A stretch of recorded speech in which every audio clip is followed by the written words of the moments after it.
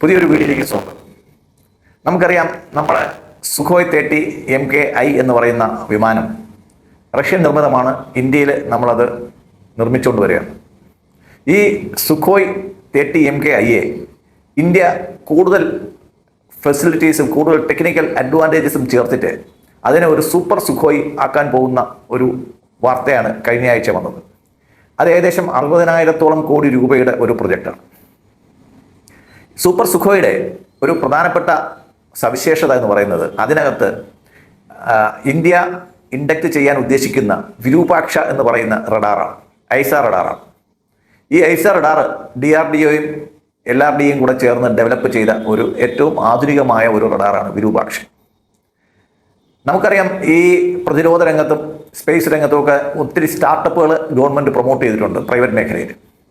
അപ്പോൾ അങ്ങനെ ഒരു പ്രൈവറ്റ് മേഖലയിലുള്ള ഒരു ഡിഫൻസ് കമ്പനിയാണ് ഡാറ്റ പാറ്റേൺസ് എന്ന് പറയുന്ന ചെന്നൈ ബേസ്ഡ് ആയിട്ടുള്ള കമ്പനി.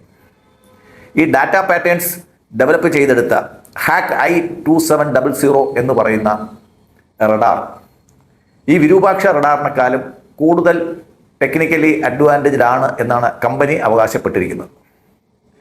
വിരൂപാക്ഷ റഡാറിൻ്റെ നിലവിൽ നമ്മൾ പ്രോട്ടോടൈപ്പ് മാത്രമേ ഡെവലപ്പ് ചെയ്തെടുത്തിട്ടുള്ളൂ. അതേസമയം ഡാറ്റ പാറ്റേൺസ് പറയുന്നത് അവരുടെ റഡാർ ഇപ്പോൾ തന്നെ പ്രവർത്തന സജ്ജമാണ്, അവർ പ്രൊഡക്ഷന് തയ്യാറാണെന്നാണ്. ഏകദേശം 124 കോടി രൂപയാണ് വിരൂപാക്ഷ റഡാറിൻ്റെ കോസ്റ്റ് ഇന്ത്യ ഗവൺമെൻറ് വിലമതിച്ചിരിക്കുന്നത്.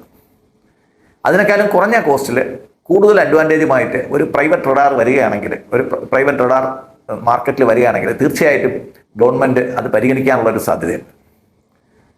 കൂടുതൽ അഡ്വാൻറ്റേജ് പറയുന്നത് വിരൂപാക്ഷ 400 കിലോമീറ്റർ റേഞ്ച് ഉണ്ടെന്ന് പറയുമ്പോൾ ഡാറ്റ പാറ്റേൺസ് 350 കിലോമീറ്റർ റേഞ്ച് ഉണ്ടെന്നേ പറയുന്നുള്ളൂ. പക്ഷേ വിരൂപാക്ഷയുടെ ആ റേഞ്ച് ഇതുവരെയും നമ്മൾ കറക്റ്റായിട്ട് ടെസ്റ്റ് ചെയ്തിട്ടില്ല എന്നുള്ളതാണ് നമുക്കുള്ള വിവരം.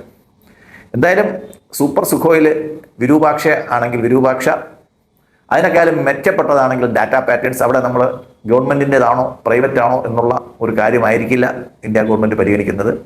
ഗവൺമെൻറ് പരിഗണിക്കുന്നത് ടെക്നിക്കലി ഏതാണോ അഡ്വാൻറ്റേജ്ഡ് ആണ് എന്നുള്ളതാണ് ഗവൺമെൻറ് പരിഗണിക്കുക. എന്തായാലും പ്രൈവറ്റ് സെക്ടർ DRDOയും കടത്തിവെട്ടത്തക്ക രീതിയിൽ ഉയർന്നു വന്നിരിക്കുന്നു എന്നുള്ളത് നമുക്ക് ഏവർക്കും സന്തോഷം തരുന്നൊരു കാര്യമാണ്. തീർച്ചയായിട്ടും നമുക്കൊരു കയ്യടി കൊടുക്കാം. ഇത്തരം സംരംഭങ്ങൾ ഡിഫൻസ് മേഖലയിൽ വരട്ടെ.